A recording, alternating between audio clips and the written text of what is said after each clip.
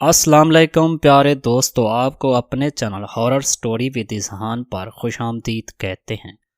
میرا نام احمد کمال ہے۔ ویسے تو میرا کام ایک مشہور ملکی شمارے میں کہانیوں کی تراش خراش کرنا ہے، مگر لفظ دائیں بائیں کر کے جو کچھ لکھتا ہوں وہ میرے شمارے والے بہت عزت افزائی کے ساتھ شائع کر دیتے ہیں۔ ویسے مصنف کمال کہلانا میرا سروں خون بڑھا دیتا ہے۔ ان سب کے بعد جو میری آمدنی بن جاتی ہے، مجھ جیسے گھر گرستی سے بیزار اور خاندانی رونقوں سے بے بہرا انسان کا گزارا بآسانی ہو جاتا ہے۔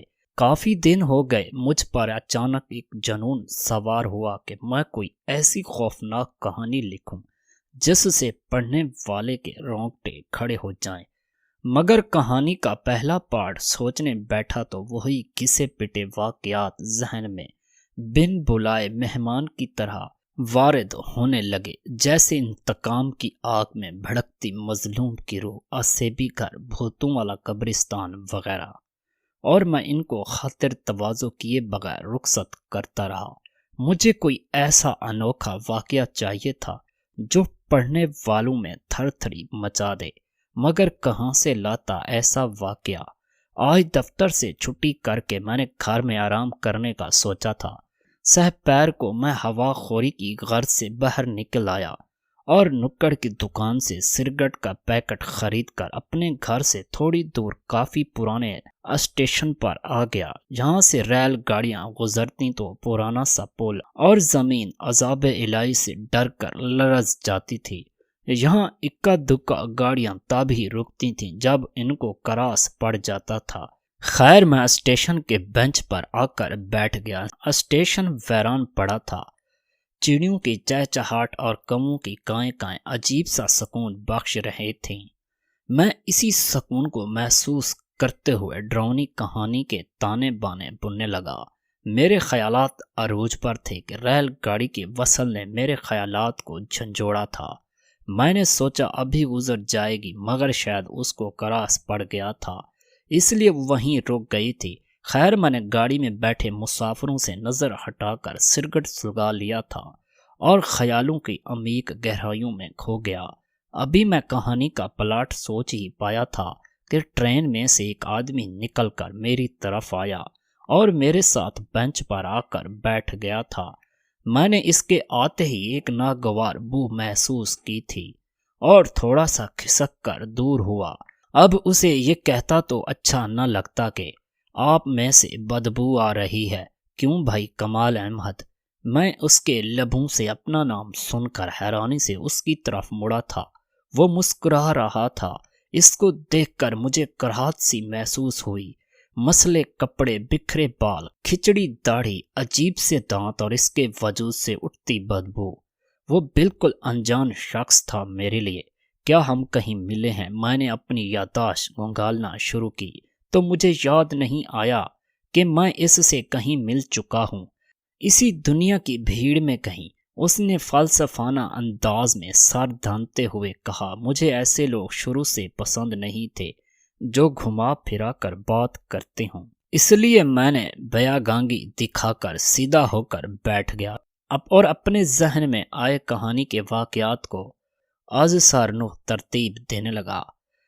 ہمیں پتہ ہی نہیں چلا کہ ہم کہانیوں کو بنتے بنتے خود کسی کہانی کا حصہ بن جاتے ہیں۔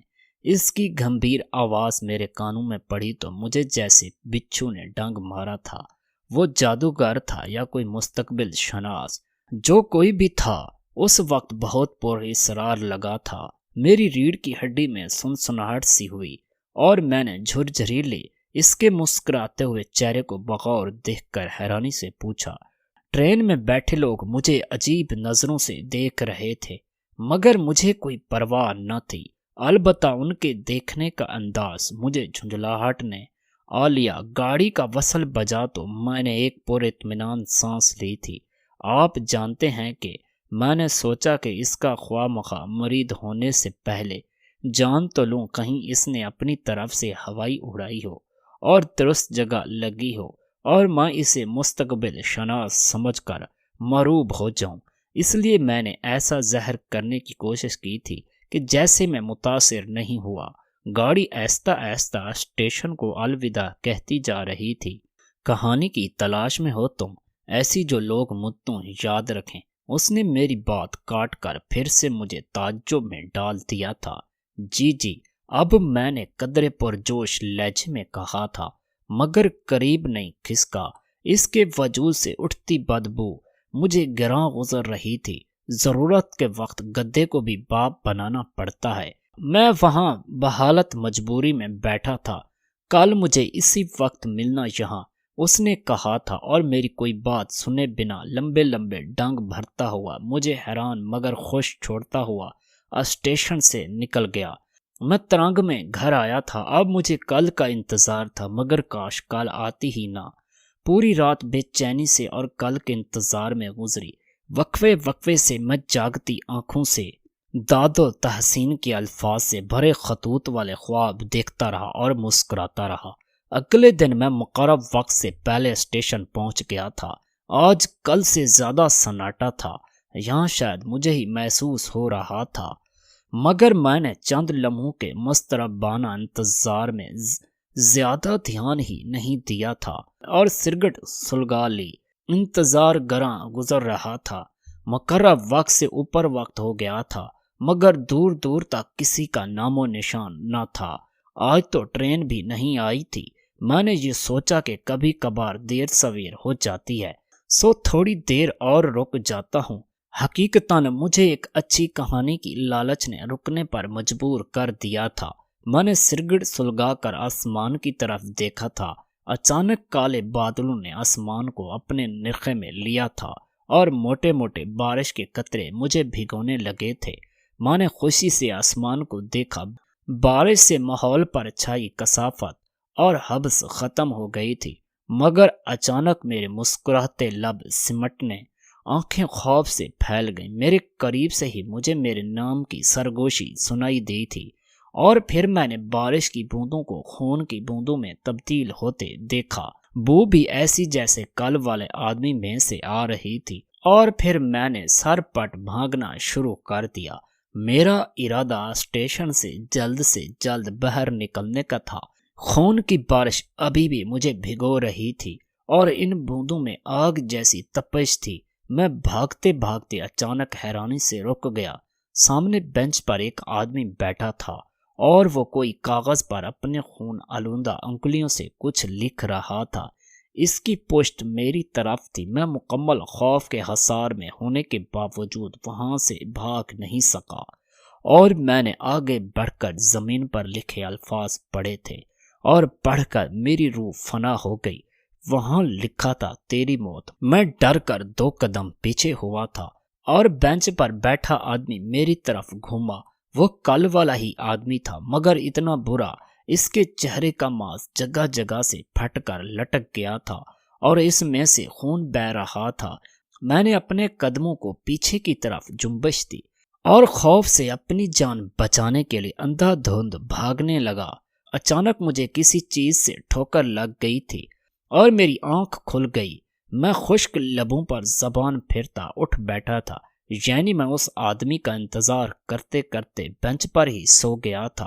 وہاں خواب جیسا کچھ نہیں تھا، وہی سنسان اسٹیشن اور غبار سے جامد پیڑ، دور سے آتی بسوں کے ہارن کی آواز۔ میں نے خواب کے بارے میں سوچا تو پھر لرز اٹھا۔ اف، یہ خواب تھا۔ میں نے ماتھے سے پسینہ پونجا اور جانے کا ارادہ باندھا تھا۔ مجھے اس خطبی آدمی پہ غصہ آ گیا تھا اور پکا ارادہ کر لیا تھا کہ میں آئندہ کسی انجانے خطبی پہ بھروسہ کرنے کی غلطی نہیں کروں گا۔ ابھی میں اٹھا ہی تھا کہ گاڑی کے وصل سنائی دیے۔ میں جو بڑے بڑے دعوے کر رہا تھا، کسی معہوم امید لیے دوبارہ رک گیا۔ ٹرین کل کی طرح ہی رک گئی تھی اور میں نے بے تاب نظروں سے اندر دیکھا۔ اندر لوگ بہت کم تھے، مگر سب جیسے سب کو سانپ سونگھ گیا ہو۔ مجھے عجیب سا احساس ہوا تھا۔ اچانک ٹرین میں سے ایک آدمی ایک بلکتے بچے کو بے دردی سے دبوچے باہر آیا تھا، اور اس کے پیچھے ایک بچے کو پانے کے لیے ترستی عورت۔ وہ آدمی عورت سے کافی لمبا تھا اور بار بار عورت کو دھمکی دے رہا تھا کہ پیچھے ہی رہے، ورنہ وہ اس بچے کو ٹرین کے آگے پھینک دے گا۔ وہ عورت روتی ہوئی پہلے سے زیادہ تڑپ کر بچے کی طرف لپکی۔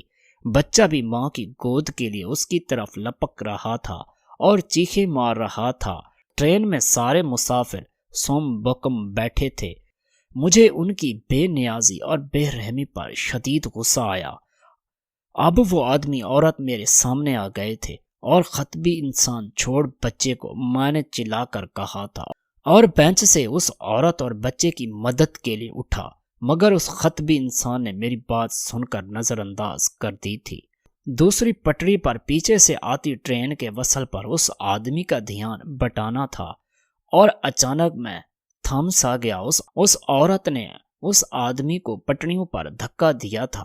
اس کا مقصد بچے کو اس آدمی سے بچانا تھا، مگر یہ کیا، وہ ظالم انسان بچے کو دبوچے ہی ٹرین کی دوسری پٹری پر گرا، اور آنا فانا تیز رفتاری سے اسی پٹری پر آتی ٹرین ان دونوں کو روندتی ہوئی چلی گئی تھی۔ عورت دھاڑے مارتے ہوئے وہیں بیٹھ گئی تھی۔ بچے کی کٹی پھٹی لاش دیکھ کر میرا دل غم سے پھٹا جا رہا تھا، اور میں ٹرین میں موجود انسانوں کی انسانیت پر مشکوک ہوا۔ کیا اتنے بے حس تھے یہ لوگ؟ میں ٹرین کے نہ رکنے پر بھی حیران تھا۔ ٹرین کا وصل پھر سنائی دیا تھا۔ ایک اور ٹرین اسی پٹڑی پر آ رہی تھی جس پر پہلے ہی 2 لاشیں پڑی تھی۔ اچانک دھاڑے مارتی عورت کی دھاڑیں بند ہوتی گئیں اور وہ اسی لٹے پٹے حلیے میں اٹھی۔ اس کا چہرہ سپاٹ تھا۔ میں جیسے جان چکا تھا کہ وہ کیا کرنے والی ہے۔ میں اس سے زیادہ دور نہیں کھڑا تھا، اس لیے اس کو بچانے کے لیے بھاگا۔ ٹرین نزدیک ہی آ گئی تھی، مگر یہ کیا، اس عورت کے بالکل قریب پہنچ کر میرا سر چکرا گیا تھا، کیونکہ وہاں کوئی تھا ہی نہیں، حتیٰ کہ وہ لاشیں بھی غائب تھیں۔ میں سن ہو گیا۔ تیری موت تیار ہے۔ اسی وقت مجھے اس آدمی کی سرگوشی سنائی دی تھی، اور میں جو پٹڑیوں کے کنارے پر کھڑا تھا، خوف سے اپنا توازن قائم نہ رکھ پایا اور گر گیا۔ مگر پٹری پر نہ وہ ٹرین تھی جس میں سے عورت اور آدمی نکلے تھے، نہ دوسری ٹرین کے آثار۔ البتہ نوکیلے پتھروں پر گرنے کی وجہ سے مجھے بہت چوٹیں لگی تھیں، اور میں خوف کے زیر حصار وہاں سے بھاگ جانا چاہتا تھا، مگر یہ کیا، میری آنکھیں خوف سے باہر کو ابل پڑیں جب میں نے تیز رفتار ٹرین کو اسی پٹری پر آتے دیکھا جس پر میں زخمی حالت میں پڑا تھا۔ میں نے اپنی جان بچانے کی سر توڑ کوشش کرتے اٹھنے کی کوشش کی تھی، مگر نوکیلے پتھر میری ہتھیلیوں اور گھٹنوں میں گھب گئے تھے۔ میں کرا کر وہیں ڈھہ گیا تھا۔ میری موت یقینی تھی۔ میں نے کپ کپاتے ہوئے آنکھیں بند کر لی۔ ٹرین مجھ تک پہنچ چکی تھی، اور میں نے کہانی لکھ کر انگڑائی لی تھی اور وال کلاک کی طرف دیکھا۔ رات کے 3 بجے تھے۔ کہانی لکھتے اتنی دیر ہو گئی تھی۔ مجھے صبح آفس بھی جانا تھا اور اپنی پہلی لکھی گئی خوفناک کہانی ادارے کو بھجوانی تھی۔ میں بستر پر لیٹا، نہ جانے کہانی پڑھنے والے مجھے داد پرکھتے ہیں یا تنقید کرتے ہیں۔